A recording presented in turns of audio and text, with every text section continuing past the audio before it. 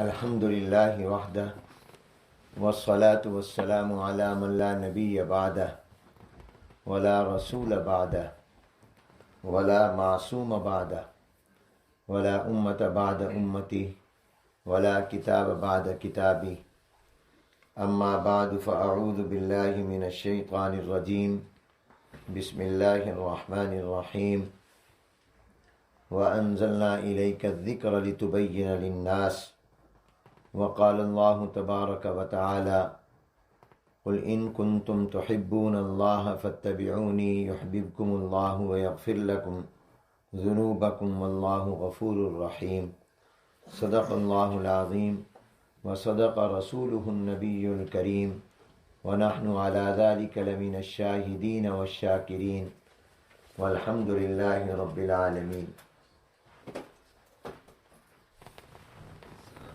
یہ تو آپ کا مقام ہے، میں تو اس کا اہل نہیں ہوں، انہوں نے مجھے بٹھا دیا یہاں۔ بالکل صحیح۔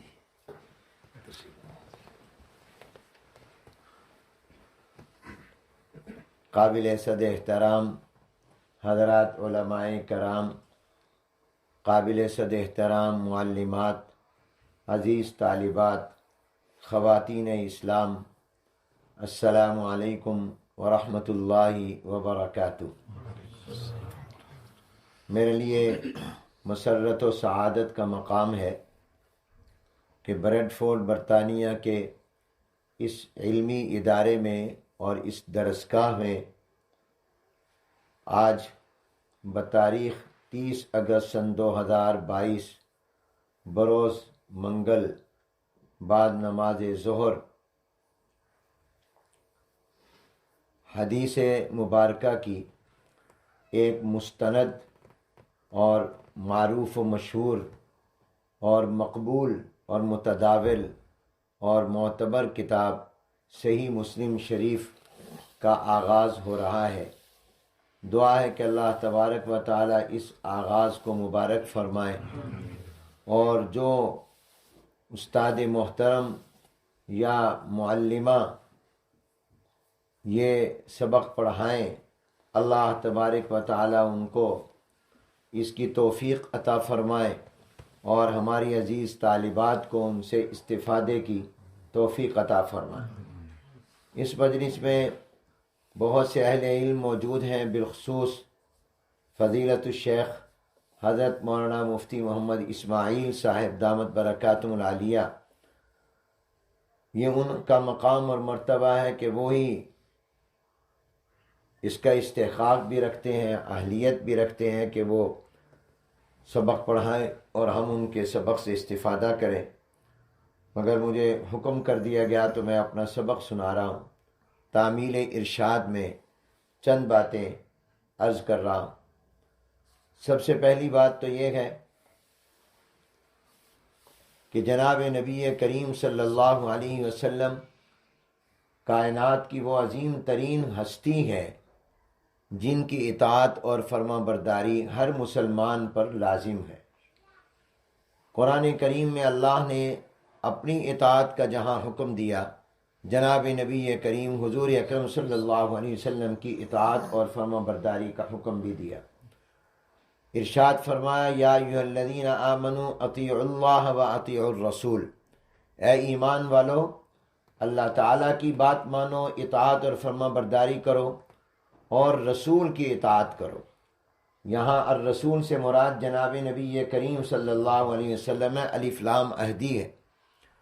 رحمت عالم حضرت محمد الرسول اللہ صلی اللہ علیہ وسلم کی اطاعت کا حکم دیا جا رہا ہے، اور آگے فرمایا وَأُولِي الْأَمْرِ مِنْكُمْ، تمہارے اندر جو اولو الامر ہیں ان کی بھی تم بات مانو، اپنے حاکموں کی بات بھی مانو۔ لیکن غور کیجئے کہ فَأُولُو الْأَمْرِ کے سے پہلے اللہ نے لفظ اطیعوا نہیں فرمایا، لیکن اللہ نے جب اپنی اطاعت کا حکم دیا تو وہاں بھی اطیعوا فرمایا، اور جب حضور اکرم صلی اللہ علیہ وسلم کی اطاعت کا حکم دیا تو وہاں بھی اطیعوا فرمایا مستقل۔ یا ایھا الذین آمنوا اطیعوا اللہ واطیعوا الرسول، تو لفظ اطیعوا دو مرتبہ آیا، ایک مرتبہ اللہ تعالیٰ کے ساتھ اور ایک مرتبہ رسول اللہ صلی اللہ علیہ وسلم کے ساتھ، جس سے اس بات کی طرف اشارہ کیا گیا کہ اللہ تعالیٰ کی بھی اطاعت کا مستقل حکم ہے اور جناب نبی کریم صلی اللہ علیہ وسلم کی اطاعت اور فرما برداری کا بھی مستقل حکم ہے، دونوں کی اطاعت۔ اور قرآن کریم میں ایک جگہ اللہ نے فرمایا من اطاع اللہ فقط اطاع من اطاع رسول اللہ فقط اطاع اللہ۔ مفہوم مجھے اب آیت کے الفاظ پوری طرح یاد نہیں آ رہے کہ جس نے حضور اکرم صلی اللہ علیہ وسلم کی اطاعت کی اس نے اللہ کی اطاعت کی، گویا جناب نبی کریم صلی اللہ علیہ وسلم کی اطاعت یہ اللہ تعالیٰ کی اطاعت ہے اور فرمانبرداری ہے۔ لیکن آگے اولو الامر کا جو فرمایا وہاں لفظ اطیعوا نہیں فرمایا، گویا اولو الامر کی جو اطاعت ہوگی وہ وہی ان کاموں میں اطاعت ہوگی جو اللہ اور رسول کے حکم کے مطابق ان کا حکم ہوگا، جو اس کے مطابق نہیں ہوگا اس کے اندر ان کی اطاعت نہیں کی جائے گی۔ پیغمبر نے تو کہنا ہی وہ ہے جو اللہ کی طرف سے ہوگا، وہ تو وما ینطق عن الہوی ان هو الا وحی یوحی کا مصداق ہے۔ تو اولو الامر کی اطاعت جو ہے یہ مشروط ہے، اور غیر مشروط طور پر اطاعت جو ہے وہ اللہ تعالیٰ کی ہے اور جناب نبی کریم صلی اللہ علیہ وسلم کی ہے۔ اس لیے اطیعوا اللہ، اللہ کے ساتھ بھی لفظ اطاعت مستقل آیا، و اطیعوا الرسول بھی مستقل آیا۔ اور ایک آیت مبارکہ میں فرمایا قل ان کنتم تحبون اللہ فاتبعونی یحببکم اللہ ویغفر لکم ذنوبکم۔ حضور اکرم صلی اللہ علیہ وسلم کی اتباع اور اطاعت سے گناہ بھی معاف ہوتے ہیں اور بندہ اللہ کا محبوب بھی بن جاتا ہے۔ جب اللہ نے جناب نبی کریم صلی اللہ علیہ وسلم کی اطاعت کا حکم دیا اور قرآن کریم کی ایک آیت مبارکہ میں اللہ نے جناب نبی کریم صلی اللہ علیہ وسلم کو اسوہ حسنہ قرار دیا، لقد کان لکم فی رسول اللہ اسوۃ حسنہ، اور آپ کو ماڈل قرار دیا، تو پھر لازمی اس کا تقاضا ہے کہ جناب نبی کریم صلی اللہ علیہ وسلم کی تمام زندگی محفوظ ہو اور وہ تمام کی تمام زندگی معلوم بھی ہو تاکہ حضور اکرم صلی اللہ علیہ وسلم کی اطاعت کی جا سکے۔ اس لیے کہ جناب نبی کریم صلی اللہ علیہ وسلم کی نبوت جو ہے وہ قیامت تک ہے، آپ آخری نبی اور پیغمبر ہیں، اور آپ کے بعد کسی نبی پیغمبر نے آنا نہیں ہے، تو جب آپ آخری نبی ہیں تو جناب نبی کریم صلی اللہ علیہ وسلم کی حیات طیبہ میں جو اہل ایمان تھے، صحابہ کرام رضوان اللہ اجمعین، وہ تو حضور علیہ السلام کو دیکھ کر، حضور اکرم صلی اللہ علیہ وسلم کو سن کر آپ کی اطاعت کرتے تھے۔ انہوں نے حضور علیہ السلام کو جو کرتے دیکھا تو انہوں نے وہ کیا، اطاعت ہو گئی۔ آپ نے زبان سے ارشاد فرمایا، انہوں نے اس کی اطاعت کر لی۔ لیکن جو بعد کے زمانوں میں لوگ آنے ہیں ان کے لیے بھی جناب نبی کریم صلی اللہ علیہ وسلم کی اطاعت ضروری ہے اور ان کے لیے بھی فرما برداری ضروری ہے، اور حضور کی اطاعت اللہ کی اطاعت ہے۔ من یطع الرسول فقد اطاع اللہ، یاد آ گئی آیت کہ جو رسول کی مانے گا گویا اس نے اللہ کی مانی۔ اب ظاہر ہے کہ عقل بھی یہ کہتی ہے، کامن سینس کا بھی تقاضا ہے کہ جب جناب نبی کریم صلی اللہ علیہ وسلم کو پوری دنیا انسانیت کے لیے اسوہ حسنہ اور ماڈل قرار دیا جا رہا ہے اور آپ کی پیروی اور اتباع اور اطاعت اور فرما برداری کا حکم دیا جا رہا ہے، نہ صرف یہ کہ حضور اکرم صلی اللہ علیہ وسلم کی زندگی تک اور حیات طیبہ تک، بلکہ آپ کے دنیا سے جانے کے بعد قیامت تک بھی آپ ہی کی اب نبوت کا جھنڈا لہرانا ہے اور آپ کے کلمہ طیبہ نے ہی چلنا ہے۔ اور اگر حضرت عیسیٰ علیہ السلام بھی آئیں گے تو وہ آ کر حضور اکرم صلی اللہ علیہ وسلم کا کلمہ پڑھیں گے۔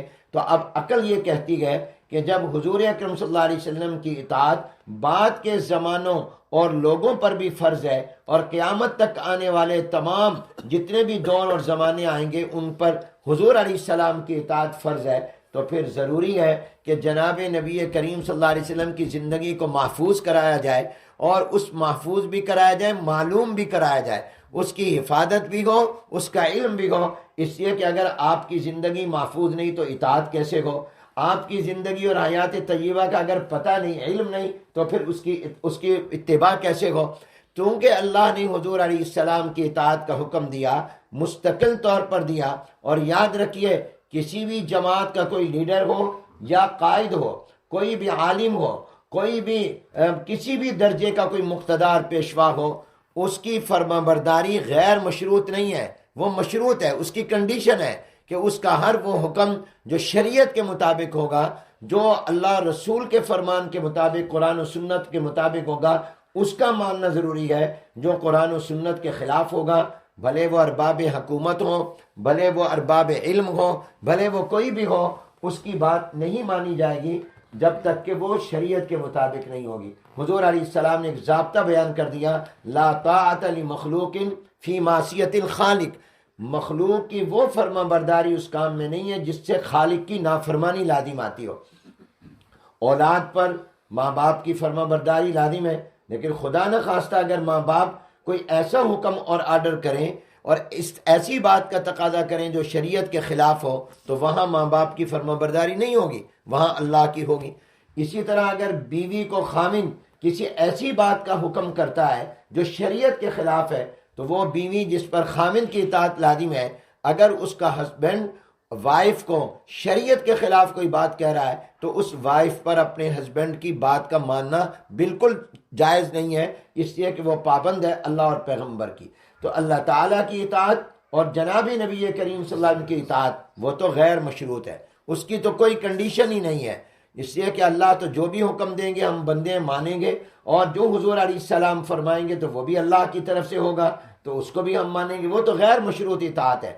لیکن ان کے علاوہ آپ کسی بھی جماعت کا کوئی قائد ہو، کوئی امیر ہو، کوئی لیڈر ہو، والدین ہو، استاد ہو، خامد ہو، بھائی ہو، اہل اقتدار ہو، ان کی اس بات کو ماننا ضروری ہوگا جو شریعت کے مطابق ہو۔ جو چیز شریعت کے مطابق نہیں ہوگی اس میں ان کی اطاعت نہیں ہوگی۔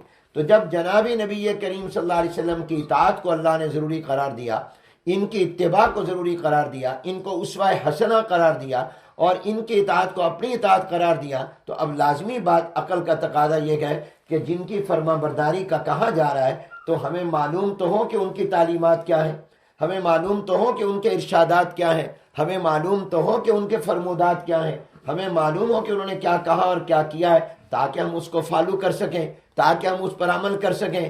اسوہ حسنہ پہلے محفوظ اور معلوم ہو تبھی اسوہ حسنہ کی پیروی ہوگی۔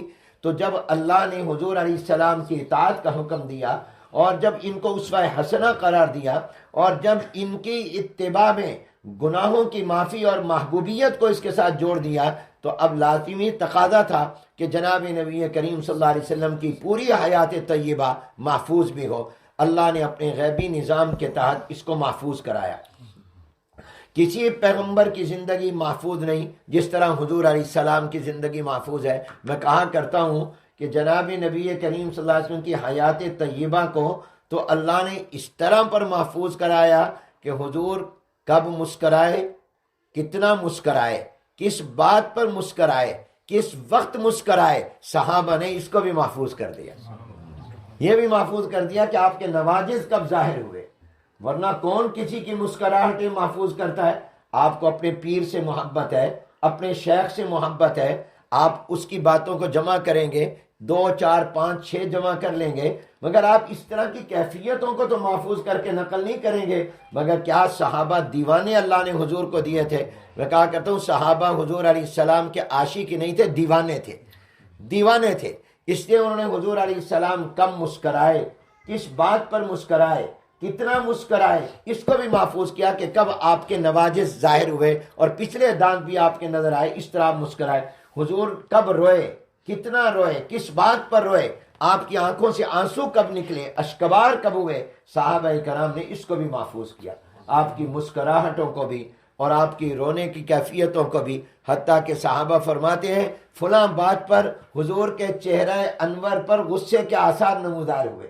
امام بخاری نے حدیث لائے ہیں، حدیث میں وہ الفاظ آ رہے ہیں کہ جناب نبی کریم صلی اللہ علیہ وسلم کی جب عبادت کے حال معلوم کر کے بعض صحابہ نے تبصرہ کیا اور کہا کہ یہ تو حضور اکرم سے معصوم ہے، ہمیں تو اس سے زیادہ عبادت کرنی چاہیے، اور حضور سے جب تذکرہ ہوا تو حضور علیہ السلام کے چہرہ انور پر غصے کے آثار نمودار ہوئے کہ کامیابی کثرت عبادت میں نہیں ہے، اتباع پیغمبر میں ہے۔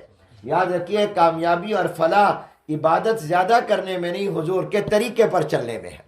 اتنی عبادت جتنی حضور فرمایا میں تو رات کو سوتا بھی ہوں اور جاگتا بھی ہوں، میں تو نکاح بھی کرتا ہوں، اور میں اللہ کی عبادت بھی کرتا ہوں، اور میں دوسرے کام بھی کرتا ہوں، تو روزہ بھی رکھتا بھی ہوں اور نہیں بھی رکھتا، کیونکہ ایک صحابی نے کہہ دیا تھا کہ میں ہمیشہ روزہ رکھوں گا، کبھی افطار نہیں کروں گا، ایک نے کہہ دیا میں ہمیشہ جاگوں گا، کبھی سوؤں گا نہیں، ایک نے کہا میں کبھی شادی نہیں کروں گا، ہمیشہ عورتوں سے الگ رہوں گا۔ تو حضور اکرم صلی اللہ علیہ وسلم اس پر ناراض ہوئے، مگر زبان سے نہیں۔ یہ بھی حضور علیہ السلام کی خصوصیت تھی، اور صحابہ کی اتنی محبت تھی کہ حضور علیہ السلام کو اپنی زبان مبارک سے اپنے غصے کے اظہار کی ضرورت نہیں پڑتی تھی۔ حضور اکرم صلی اللہ علیہ وسلم کے چہرہ انور بتا دیتا تھا کہ اس وقت میں خوش ہے، اس وقت میں ناراض ہے۔ اور صحابہ مزاج شناس رسول تھے، اس لیے صحابہ حضور کے چہرہ انور کو دیکھ کر اندازہ لگا لیتے تھے کہ آپ علیہ السلام۔ تو حضور علیہ السلام کے چہرہ انور پر غصے کے آثار کب نمودار ہوئے، کس بات پر نمودار ہوئے، اس کو بھی صحابہ کرام رضوان اللہ اجمعین نے محفوظ کیا۔ اور کئی جگہ روایتوں میں لفظ او آتا ہے، اس کا کیا مطلب ہوتا ہے کہ صحابی کہہ رہا ہے کہ حضور نے یہ بات فرمائی تھی یا یہ فرمائی تھی، مجھے یاد نہیں رہا، یا یہ ہے یا یہ فرمایا، دونوں لفظ نقل کر دیتے ہیں۔ حالانکہ دونوں کا بعض اوقات مفہوم ایک ہوتا ہے، وہ مترادف ہوتے ہیں، لیکن پھر بھی وہ لفظ نقل کرتے ہیں کہ حضور علیہ السلام نے یہ فرمایا تھا۔ تو اللہ نے چونکہ حضور علیہ السلام کی اطاعت کو، فرما برداری کو لازمی قرار دیا، حضور علیہ السلام کو اسوہ حسنہ قرار دیا، اس لیے اللہ نے پھر غیب سے انتظام کیا کہ اللہ نے جناب نبی کریم صلی اللہ علیہ وسلم کی پوری زندگی کو اللہ نے محفوظ کرایا، اور جناب نبی کریم صلی اللہ علیہ وسلم کی حیات طیبہ کو اللہ نے محفوظ کرایا۔ یہ محفوظ اس لیے کرایا کہ جب اس کے بارے میں پتہ چلے گا، معلوم ہوگا، تو پھر لوگ اتباع کریں گے، پھر اطاعت اور فرما برداری کریں گے۔ عمل کے لیے علم ضروری ہے، بغیر علم کے عمل نہیں، اور بغیر علم کے اگر عمل ہوگا تو اس عمل کا اعتبار بھی نہیں۔ تو صحیح علم پہلے ہوگا، پھر اس کے بعد عمل ہوگا۔ تو اس لیے اللہ نے، اور علم کے لیے ضروری ہے کہ وہ چیز محفوظ ہو جس کا علم آپ نے حاصل کرنا ہے۔ تو اللہ تعالیٰ نے جناب نبی کریم صلی اللہ علیہ وسلم کی زندگی محفوظ کرائی ہے۔ جو احادیث کی کتابیں میری عزیز طالبات پڑھ رہی ہیں، یہ میرا اس وقت مخاطب وہ طالبات ہیں۔ آپ حضرات کا نام تو میں نے برکت کے لیے لیا ہے، جیسے قرآن کریم میں بھی اللہ نے مال غنیمت کے مصارف جب ذکر کیے تو فرمایا وَاعْلَمُوا أَنَّمَا غَنِمْتُم مِّن شَيْءٍ فَأَنَّ لِلَّهِ خُمُسَهُ وَلِلرَّسُولِ وَلِذِي الْقُرْبَى۔ تو مال غنیمت کا جو خمس ہے اللہ کے لیے، رسول کے لیے، ذوی القربیٰ کے لیے۔ اب اللہ تعالیٰ کا نام وہاں برکت کے لیے ہے، یہ نہیں ہے کہ اللہ کے نام پر کچھ نکال کر رکھ دیں گے مسجد میں کہ آ کر فرشتہ اٹھا کر لے جائے گا، تو برکت کے لیے۔ تو میں نے آپ کا نام بھی برکت کے لیے لیا۔ اصل میں بات کر رہا ہوں اپنی عزیز طالبات سے جو پردے میں اور مستورات ہیں، اور عورت کا یہی مقام ہے کہ وہ پردے میں ہو، یہی اس لیے ہم کہتے ہیں مستورات، چھپی ہوئی۔ تو عورت کا مقام یہی ہے کہ وہ چھپی ہوئی ہو، وہ پردے میں ہو۔ تو بہرحال میں ان سے یہ بات عرض کر رہا ہوں کہ آپ جو کچھ پڑھیں گی ان کتب احادیث میں، یہ حضور علیہ السلام کی پوری زندگی ہے۔ اب یہ کتاب حدیث میں ہے۔ حدیث کس کو کہتے ہیں؟ پہلے تو یہ بات ذہن میں یاد رکھیے کہ حدیث کی تعریف کیا ہے۔ حدیث کہتے ہیں 4 چیزوں کو۔ عام طور پر جو تعریف آپ پڑھیں گی وہ ہے ما نسب الی النبی صلی اللہ علیہ وسلم قولا و فعلا و تقریرا و صفتا۔ میں اردو میں آسان لفظوں میں عرض کرتا ہوں کہ جناب نبی کریم صلی اللہ علیہ وسلم کی حدیث 4 چیزوں کا نام ہے۔ عام طور پر ہم لفظ پڑھتے بھی ہیں، سنتے بھی ہیں، بولتے بھی ہیں، قرآن حدیث، قرآن حدیث، یہ حدیث کی کتاب، مگر اس طرف دھیان نہیں ہوتا کہ حدیث کہتے کس کو ہے۔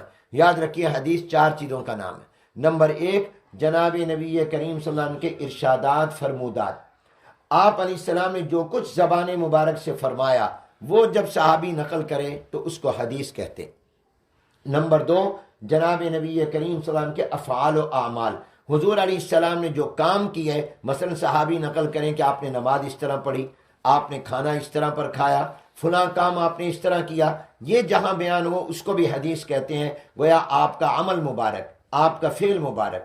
اور نمبر 3، حضور اکرم صلی اللہ علیہ وسلم کی تقریر۔ تقریر کا معنی ہماری زبان میں اور ہے، اور حدیث کی تعریف میں محدثین کی اصطلاح میں اور معنی ہے۔ ہمارے یہاں تو تقریر کا معنی ہے بولنا، جیسے آپ کہیں گے مولانا تقریر کر رہے ہیں، مولانا تقریر کریں، اس کا معنی ہوتا ہے بولنا۔ مگر حدیث کی تعریف میں جو لفظ تقریر آ رہا ہے اس کا معنی ہے چپ رہنا، اس کا معنی ہے خاموشی۔ کیا کہ جناب نبی کریم صلی اللہ علیہ وسلم کے سامنے کسی نے کوئی بات کہی، یا حضور علیہ السلام کے سامنے کسی نے کوئی کام کیا اور حضور اکرم صلی اللہ علیہ وسلم اس پر خاموش رہے، چپ رہے، آپ نے روکا نہیں، آپ نے اس پر روکا نہیں، آپ نے ٹوکا نہیں، آپ نے نکیر نہیں کی، گویا آپ نے خاموش رہ کر اس بات کو پکا کر دیا۔ یہ تقریر قررہ سے ہے، آپ نے اس کو پختہ کر دیا کہ یہ کام ٹھیک ہے، اس لیے کہ اگر وہ بات یا کام غلط ہوتا تو حضور علیہ السلام خاموش نہ رہتے بلکہ بول پڑتے۔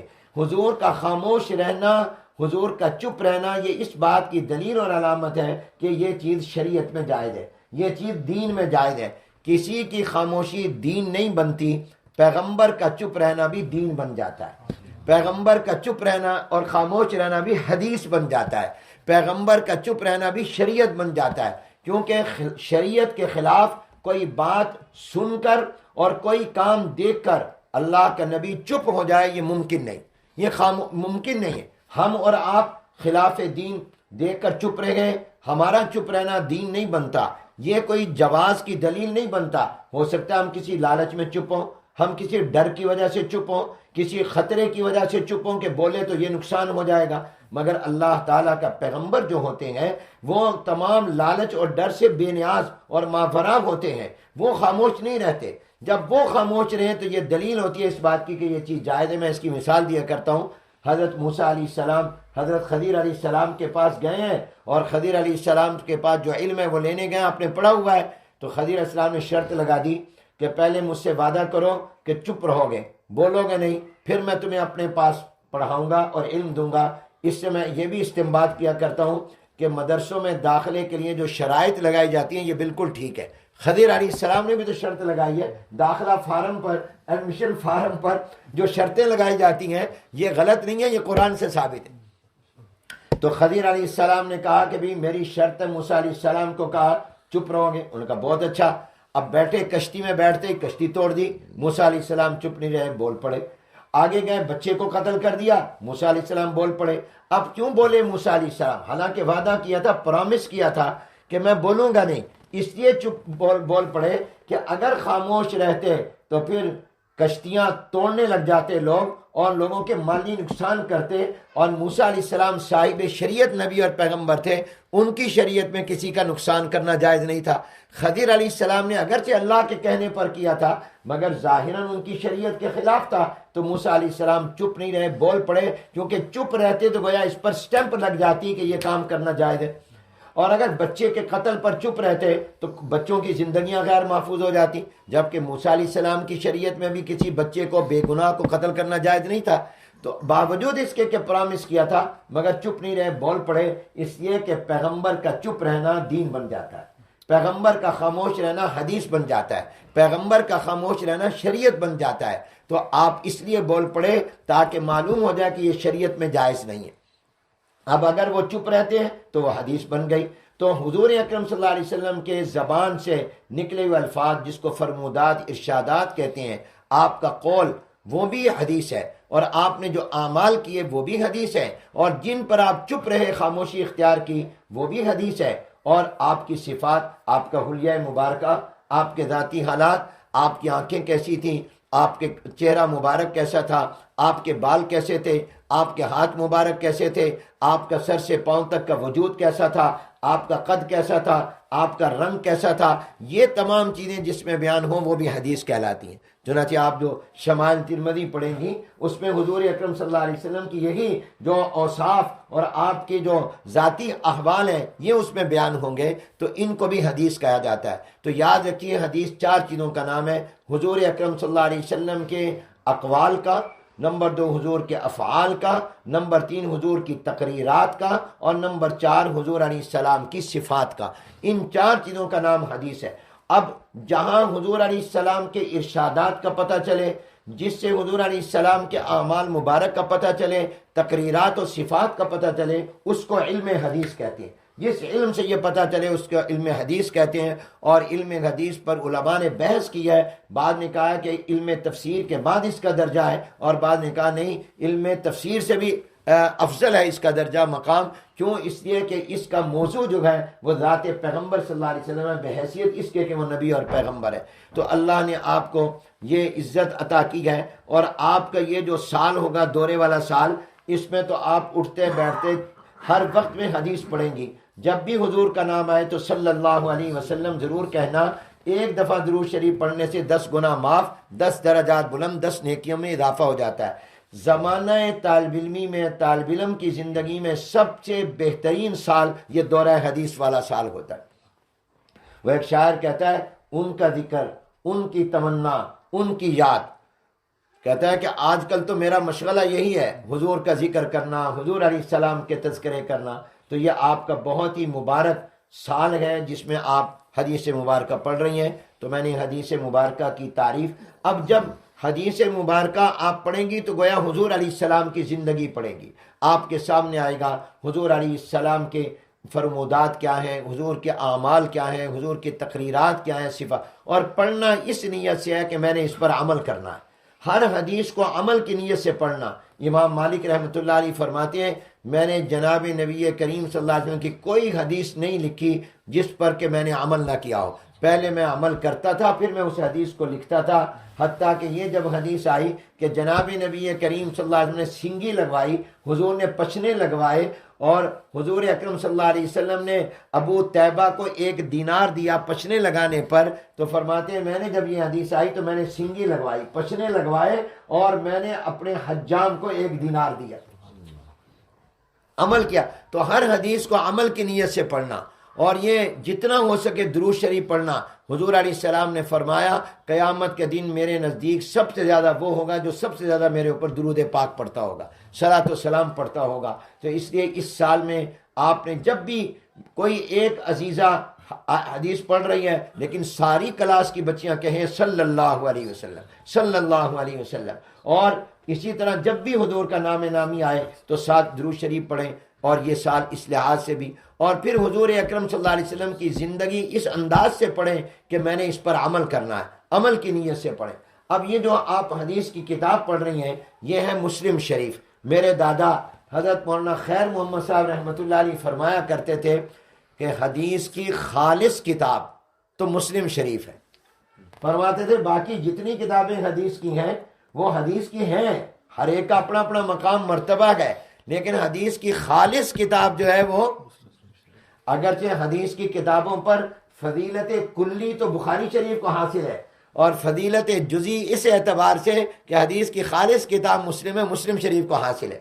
اور آپ کئی جگہ پر اعتراضات سوال آئیں گے، ان کا جواب آئے گا، تطبیق ہو رہی ہوگی تو کہا جائے گا یہ فضیلت کلی ہے، اور ان کو آگے یہ فضیلت جزئی کی بات ہے۔ مثلا آپ حدیث پڑھیں گی جناب نبی کریم صلی اللہ علیہ وسلم نے فرمایا کہ میں نے خواب دیکھا، اور خواب کے اندر میرے سامنے بہت سے اہل ایمان کو پیش کیا گیا، اور جن کو پیش کیا گیا کسی کی قمیص سینے تک کی، کسی کی اس سے نیچے تھی، اور حضرت عمر رضی اللہ تعالیٰ عنہ کے تو جسم پر اتنا لمبا کرتا تھا کہ وہ پاؤں سے بھی نیچے جا رہا تھا اور وہ زمین پر گھسیٹتے ہوئے جا رہے تھے۔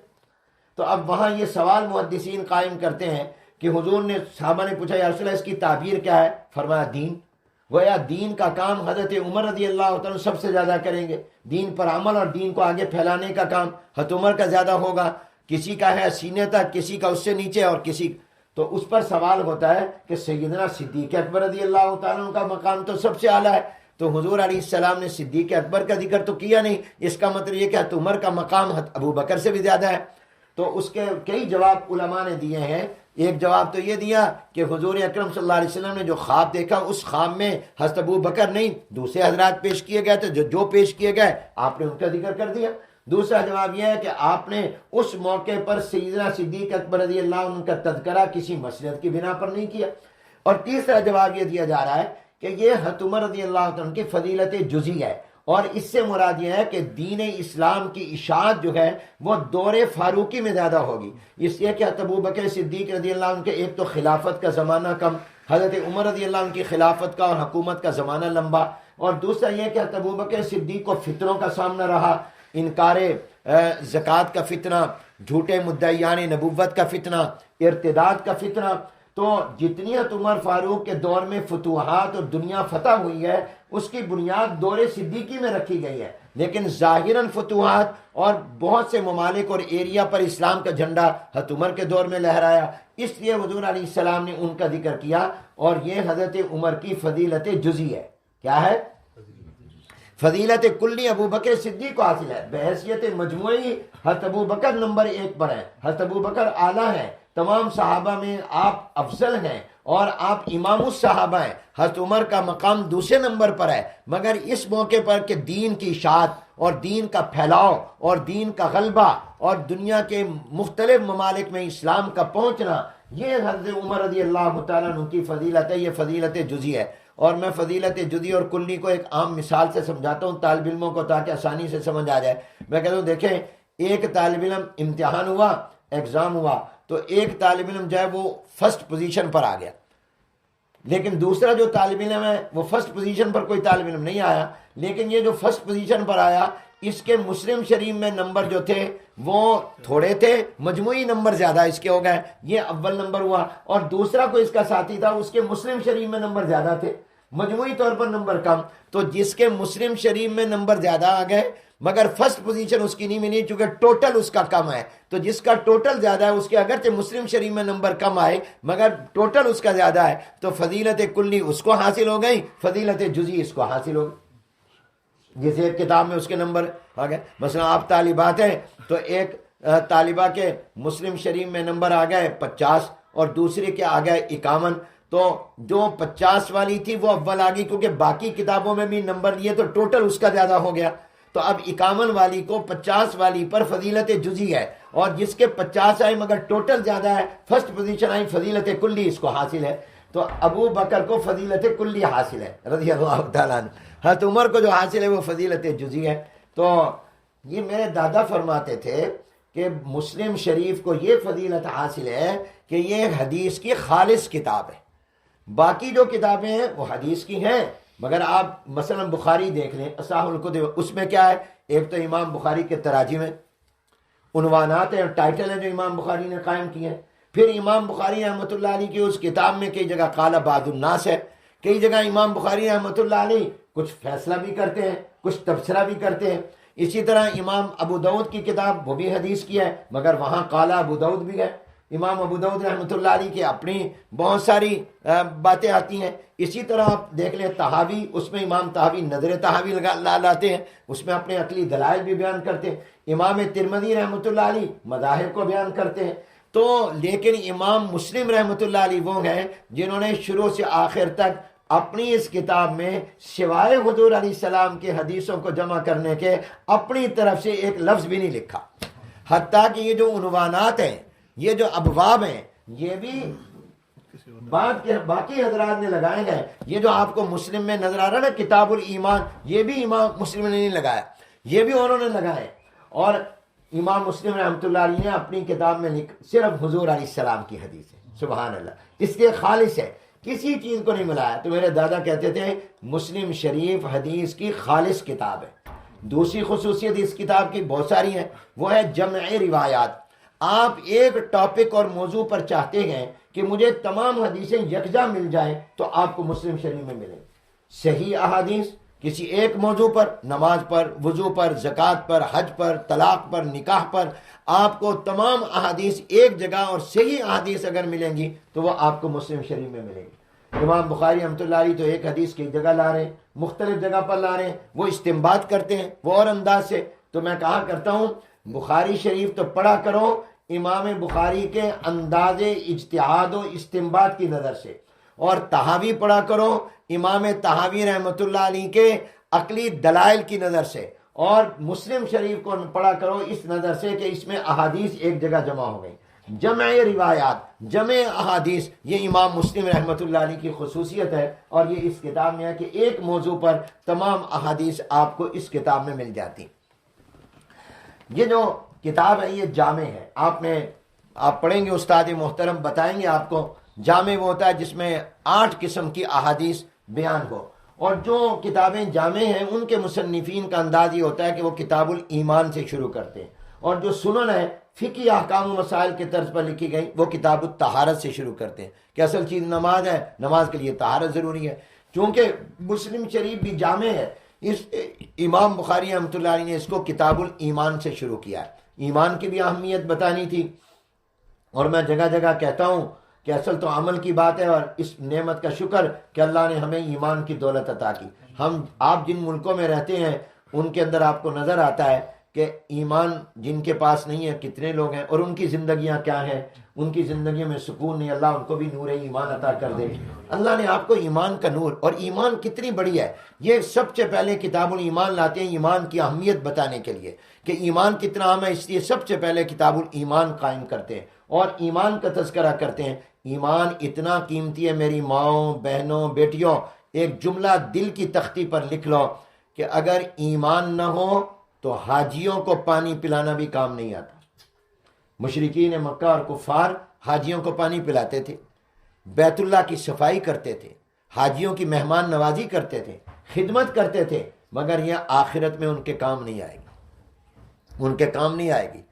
دنیا میں اللہ نے بدلہ دے دیا، آخرت میں تو ایمان ضروری ہے جنت میں جانے کے لیے، ان کے کام نہیں آئے۔ مگر حضور علیہ السلام نے ایک پہلی قوموں میں سے ایک فاحشہ کا تذکرہ کیا، بدکارہ عورت کا، تھی ایمان والی، اس نے پیاسے کتے کو پانی پلایا، وہ جنت میں چلی گئی۔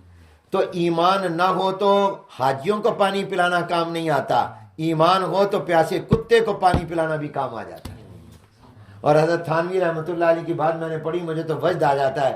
حضرت تھانوی فرماتے ہیں کہ جب مومن پل صراط پر آئے گا اور گزر کر جنت میں جانے لگے گا تو پل صراط کے نیچے جہنم ہے، وہ ہاتھ جوڑ کر مومن اور ایمان والے سے کہے گی یہاں نہ رک، جلدی سے گزر جا، تیرے ایمان کا نور میری گرمی کو کم کر رہا ہے، تیرے ایمان کا نور میری حدت اور حرارت کو متاثر کر رہا ہے۔ میں یہاں ایک جملہ خطیبانہ کہتا ہوں کہ ساری دنیا جہنم سے پناہ مانگتی ہے اور جہنم مومن کے ایمان کے نور سے پناہ مانگتی ہے۔ یہ اللہ نے ہمیں نور ایمان عطا، اس کی قدر کرو، اپنی اولاد کو ایمان کے اوپر رکھو اور اللہ سے مانگو اللہ ہمارے ایمان کی حفاظت، ہمارا خاتمہ ایمان پر ہو جائے اور ہم جائیں قبر میں تو ایمان لے کر جائیں۔ جو ایمان لے کر قبر میں چلا گیا وہ کامیاب۔ میرے استاد جن سے میں نے بخاری جلد ثانی پڑھی، جلد اول تو میں نے حضرت علامہ مولانا محمد شریف صاحب کشمیری رحمۃ اللہ علیہ سے پڑھی، جو دارالعلوم دیوبند میں استاد رہے اور پہلے دارالعلوم دیوبند میں مدرس رہے، یہ اور حضرت مولانا عبدالحق صاحب اکوڑا خٹک رحمۃ اللہ علیہ اکٹھے دارالعلوم دیوبند میں مدرس بنے تھے۔ اور میرے یہ جو استاد تھے حضرت علامہ مولانا شریف صاحب کشمیری، جن سے میں نے بخاری جلد اول پڑھی، ترمذی مکمل ان سے پڑھی، فنون کی کتابیں حمداللہ صدرہ اور میبزی اور اسی طرح یہ کتابیں بھی ملا حسن میں نے ان سے پڑھی۔ تو وہ ماشاءاللہ اتنے جلیل القدر استاد تھے کہ حضرت مولانا سید اسد مدنی رحمۃ اللہ علیہ بھی ان کے شاگرد تھے، حضرت مولانا سالم صاحب قاسمی رحمۃ اللہ علیہ بھی ان کے شاگرد تھے، حضرت مولانا مفتی ولی حسن صاحب ٹونکی رحمۃ اللہ علیہ بھی ان کے شاگرد تھے، حضرت مولانا سلیم اللہ خان صاحب رحمۃ اللہ علیہ بھی ان کے شاگرد تھے دارالعلوم دیوبند کے زمانے کے، وہ ہمارے استاد تھے، ہم نے ان سے بخاری پڑھی۔ تو اور جلد ثانی میں نے حضرت مولانا محمد صدیق صاحب رحمۃ اللہ علیہ سے پڑھی۔ میں انشاءاللہ اپنی سند بھی حضرت مولانا کی خدمت میں بھیج دوں گا تاکہ ان بزرگوں کی سند کی برکت حاصل ہو جائے۔ تو وہ مولانا صدیق صاحب میرے استاد فرماتے تھے کہ ایک محدث تھے، وہ دوران سبق کہا کرتے تھے چرواہا بازی لے گیا، چرواہا بازی لے گیا، جانور چرانے والا بازی لے گیا۔ ایک دن طالب علموں نے پوچھا حضرت آپ دوران سبق یہ کہتے ہیں چرواہا بازی لے گیا، اس کا شان ورود کیا ہے، اس کا سیاق و سباق کیا ہے، ظاہرہ کسی وجہ سے آپ کہتے ہوں گے۔ تو انہوں نے فرمایا کہ اس کی وجہ یہ ہے کہ مجھے بھی اور ایک چرواہے کو ایک مرتبہ رمضان المبارک کے آخری عشرے میں لیلۃ القدر ملی، شب قدر ملی، آثار اور علامات سے پتہ چلا کہ یہ شب قدر ہے، یہ لیلۃ القدر ہے، دل نے گواہی دی یہ لیلۃ القدر ہے۔ اس میں میں نے بھی ایک دعا کی، ایک میرا پڑوسی تھا جانور چراتا تھا، اس نے بھی دعا کی۔ میں نے تو یہ دعا کی کہ اللہ میرا حلقہ درس وسیع کر دے اور مجھ سے بہت اطراف و اکناف دور دراز سے لوگ علم حدیث پڑھنے کے لیے آئیں۔ میری یہ دعا قبول ہوئی، میرا حلقہ درس بڑا وسیع ہوا اور اطراف و اکناف دور دراز سے لوگ میرے پاس علم حاصل کرنے آتے ہیں۔ اس چرواہے نے بھی دعا کی، اس نے مجھے بتایا کہ میں نے کیا دعا کی۔ اس نے یہ دعا کی کہ اللہ میرا خاتمہ ایمان پر کر دینا۔ کہا وہ جب دنیا سے گیا تو کلمہ پڑھتے ہوئے گیا، تو میں کہتا ہوں وہ بازی لے گیا کیونکہ مجھے پتہ نہیں میرا خاتمہ کیسا ہوگا۔ اس نے جو دعا کی ہے وہ دعا، بعض اوقات عام آدمی وہ دعا مانگ لیتا ہے جو عالم کا بھی دھیان ادھر نہیں جاتا۔ تو کہا کہ اس نے کہا کہ اللہ میرا خاتمہ ایمان پر کرنا، میرا اینڈ ایمان پر کرنا۔ تو فرمایا کہ وہ تو دنیا سے کامیاب ہو گیا، کلمہ پڑھتے ہوئے گیا، مجھے پتہ نہیں میرا خاتمہ کیسے ہوگا، میری موت کیسے ہوگی۔ تو اس لیے میں کہتا ہوں چرواہا بازی لے گیا، چرواہا آگے نکل گیا، جانوروں کا چرانے والے نے اچھی دعا کر لی اور وہ بازی لے گئے۔ تو ایمان اتنی بڑی دولت ہے کہ ایمان کی وجہ سے انسان بازی لے۔ تو اس لیے جو جامع کتب ہے حدیث کی وہ کتاب الایمان سے، ایمان سب سے بڑی چیز ہے، سب سے اہم چیز ایمان ہے، سب سے پہلا اللہ کا حکم ایمان ہے کہ ایمان لاؤ۔ تو اس وجہ سے یہ حضرات اپنی کتاب کا آغاز کتاب الایمان سے کرتے ہیں۔ پھر کتاب الایمان میں امام مسلم رحمۃ اللہ علیہ جو سب سے پہلے لائے ہیں، شروع کی بات تو بطور تمہید بیان فرما دی، آگے جو حدیث لائے ہیں سب سے پہلے وہ حدیث جبریل لے کر آئے۔ اس حدیث کا لقب ہے حدیث جبریل۔ جس طرح قرآن کریم کا خلاصہ سورہ فاتحہ ہے اور سورۃ الفاتحہ ام الکتاب ہے، ام القرآن ہے، اسی طرح جناب نبی کریم صلی اللہ علیہ وسلم کی تمام احادیث کا خلاصہ وہ حدیث جبریل ہے۔ یہ ام السنہ ہے، یہ بھی خلاصہ ہے، اور گویا جناب نبی کریم صلی اللہ علیہ وسلم نے 23 سال جو تعلیم دی ہے اپنے قول و عمل سے، یہ آپ کی وفات سے چند دن پہلے کی ہے، تو جاتے ہوئے گویا دنیا سے 23 سال کی محنت کا خلاصہ بتا گئے کہ بھی جو کچھ ہم نے بیان کیا اس کا خلاصہ یہ ہے۔ تو اس میں جبریل علیہ السلام آئے ہیں انسانی شکل میں، اکثر دہیہ کلبی کی شکل میں آتے تھے، حضور اکرم صلی اللہ علیہ وسلم سے آ کر پوچھا ایمان کیا؟ یہاں تو اسلام کا ذکر پہلے ہے، مگر دوسری جگہ پر بخاری میں ایمان کا اور اس طرح باقی کتب میں ایمان والا سوال پہلے پوچھا ایمان کیا ہے؟ تو حضور علیہ السلام نے فرمایا اللہ تعالیٰ کو ماننا، فرشتوں کو ماننا، نبیوں کو ماننا، آخرت کو ماننا، تقدیر کو ماننا، اور انہوں نے کہا جواب درست ہے۔ دوسرا سوال یہ کیا کہ اسلام کیا ہے؟ آپ نے فرمایا زبان سے شہادتین کا اقرار کرنا، 5 وقت کی نماز پڑھنا، روزہ رکھنا، زکوٰۃ دینا، حج کرنا۔ کہا جواب درست ہے۔ تیسرا سوال یہ کیا کہ احسان کیا ہے؟ عربی زبان کا احسان اور اردو زبان کے احسان میں فرق ہے۔ ہمارے پنجابی اور اردو میں تو ہوتا ہے کہ کسی کا بھلا کرے، لیکن عربی زبان میں احسان اسی کا نام سلوک بھی ہے، اسی کو تصوف بھی کہتے ہیں، اسی کو حکمت بھی کہتے ہیں، تزکیہ بھی کہتے ہیں۔ تو حضور علیہ السلام فرمایا ان تعبد اللہ کانک تراہ فإن لم تکن تراہ فإنہ یراک، اللہ کی بات اس طرح کرنا کہ تم اللہ کو دیکھ رہے ہو، اگر یہ نہ ہو تو یہ سوچ لو کہ وہ اللہ تمہیں دیکھ رہا ہے۔ انہوں نے کہا جواب درست ہے۔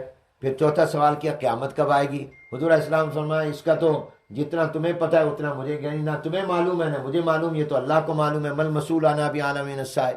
اور پھر سوال کیا کہ اس کی نشانیاں بتا دیں۔ حضور علیہ السلام نے اس کی نشانیاں بتائی، وہ چلے گئے۔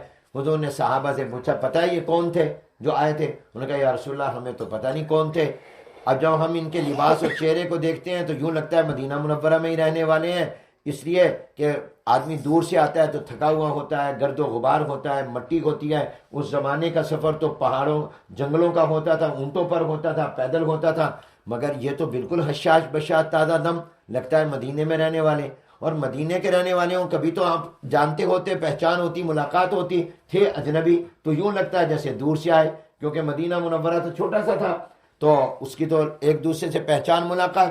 پھر وہ سوال کرتے تھے تو لگتا ہے ان کو پتہ نہیں، لیکن جب آپ جواب دیتے تھے وہ تصدیق کرتے تھے کہ آپ نے ٹھیک کہا، اس سے معلوم ہوتا ہے ان کو پہلے سے معلوم تھا۔ تو ہم حضور علیہ السلام نے فرمایا یہ کوئی انسان نہیں تھے، یہ فرشتوں کے سردار جبریل علیہ السلام تھے جو انسانی شکل میں آئے تھے، اور اس لیے آئے تھے تاکہ تمہیں تمہارا دین سکھا دیں، تاکہ تمہاری موجودگی میں مجھ سے دین کے اہم بنیادوں کے بارے میں سوال کریں، میں سوال کا جواب دوں، تمہیں معلوم ہو جائے۔ تو معلوم ہوا کہ بعض اوقات سوال کرنے والا اپنے لیے کرتا ہے اور بعض اوقات خود تو پتہ ہوتا ہے دوسروں کے لیے سوال کرتا ہے تاکہ مجلس میں بیٹھے ہوئے لوگوں کو پتہ چل جائے۔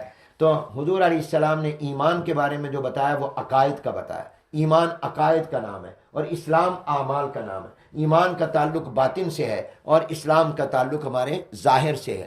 اور پھر آگے جو فرمایا احسان، اسی کو سلوک بھی کہتے ہیں۔ اور حضرت شیخ الحدیث حضرت اقدس مولانا زکریا صاحب رحمۃ اللہ علیہ سے پوچھا گیا کہ تصوف کا خلاصہ کیا ہے؟ یہ جو کہتے ہیں کہ احسان، سلوک، یہ بیعت، اس کا خلاصہ کیا ہے؟ تو بڑا پیارا جواب دیا حضرت شیخ الحدیث رحمۃ اللہ علیہ نے، فرمایا تصوف کی ابتدا ہے انما الاعمال بالنیات اور انتہا ہے ان تعبد اللہ کانک تراہ۔ تصوف کی ابتدا یہ ہے کہ جو کام کرو اللہ کی رضا کے لیے کرو، اور انتہا یہ ہے کہ اس مقام پر پہنچ جاؤ کہ تم اللہ کو دیکھنے والے نہیں تو یہ استعدار ہو جائے کہ اللہ تمہیں دیکھ رہا ہے، وہ تمہیں واچ کر رہا ہے۔ تو یہ بڑی اہم حدیث ہے۔ استاد محترم انشاءاللہ اس کی وہ کریں گے تفصیل سبق میں۔ مجھے یہ سعادت حاصل ہو گئی۔ اللہ اس آغاز کو مبارک فرمائے اور اللہ تعالی ہمیں ایمان کی حفاظت کی توفیق عطا فرمائے اور اسلام پر عمل کرنے والا بنائے، اور اللہ تعالی ہمیں ایسی زندگی نصیب فرمائے کہ ہم ہر وقت یہ سوچیں کہ اللہ ہمیں دیکھ رہا ہے، اور ہمارا یقین بن جائے کہ اللہ دیکھ رہا ہے، ہماری زندگی بدل جائے گی۔ اب اگر ایئرپورٹ پر، روڈوں پر جہاں کیمرہ رات میں آ رہا تھا، میرے دوست مولانا زہیب صاحب گاڑی ماشاءاللہ خوب چلا رہے تھے، جب ان کو نظر آیا کہ کیمرہ آ رہا ہے انہوں نے فوراً سپیڈ کم کر لی، کیوں؟ معلوم ہوا کہ جی وہ کیمرے میں آ جائیں گے، بک ہو جائیں گے۔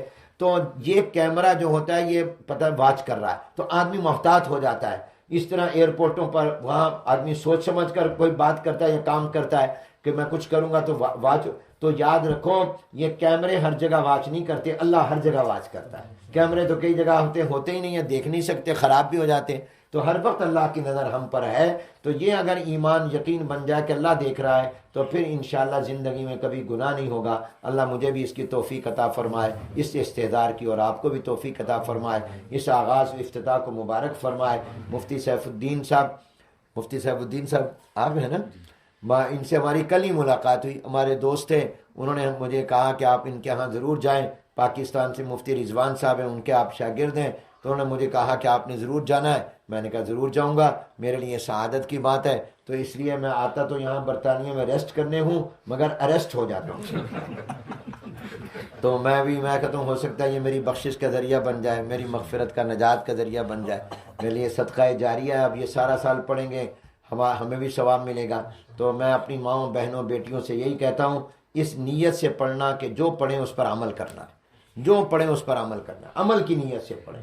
بس یہ پہلی حدیث میں ہی اپنا ایمان مضبوط کریں، ایمان کی فکر کریں، اپنے ایمان کو بچائیں، ایمان کو کامل کریں، نور ایمان ہو. اسلام ظاہری اعمال کا نام ہے، تو نماز کی پابندی کریں اور رمضان کے روزے رکھیں، زکوٰۃ دیں، حج کریں اور اپنی زبان سے اللہ کا ذکر کرتے رہیں. اور احسان اللہ کے استحضار کا نام ہے. میرے شیخ حضرت مفتی محمد تقی عثمانی صاحب دامت برکاتہ العالیہ فرماتے ہیں کہ یہ جو حضور علیہ السلام نے ہر موقع کی دعائیں سکھائی ہیں، کھانا کھانے لگو تو یہ دعا پڑھو، کھانے سے فارغ ہو کر یہ دعا پڑھو، سونے لگو تو یہ دعا پڑھو، سو کر اٹھو تو یہ دعا پڑھو، پانی پیو تو یہ دعا پڑھو، پینے کے بعد یہ دعا پڑھو، مسجد میں جاؤ تو یہ دعا، باہر نکلو تو یہ دعا، ٹوائلٹ میں جاؤ تو یہ دعا، باہر نکلو تو یہ دعا. یہ جو دعائیں اللہ نے سکھائی ہر موقع کی، اصل مقصد کیا ہے؟ وہ الفاظ ہی صرف نہیں، وہ برکت والے ہیں. اصل یہ کہ ہر وقت میں تمہارا دھیان اللہ کی طرف ہو جائے، تمہارا تعلق اللہ سے جڑ جائے. تو اصل یہ حدیثیں پڑھی جا رہی ہیں تاکہ ہمارا حضور سے تعلق ہو جائے، اللہ سے تعلق ہو جائے، ہم اطیع اللہ و اطیع الرسول پر عمل کر سکیں، ہمیں اسوہ حسنہ معلوم ہو جائے تاکہ ہم اس کی اتباع کر سکیں. اس مقصد کے لیے اللہ تعالیٰ اس کو مبارک فرمائے، اس ادارے کو معرفت. دعا حضرت اقدس دامت برکاتہم کریں.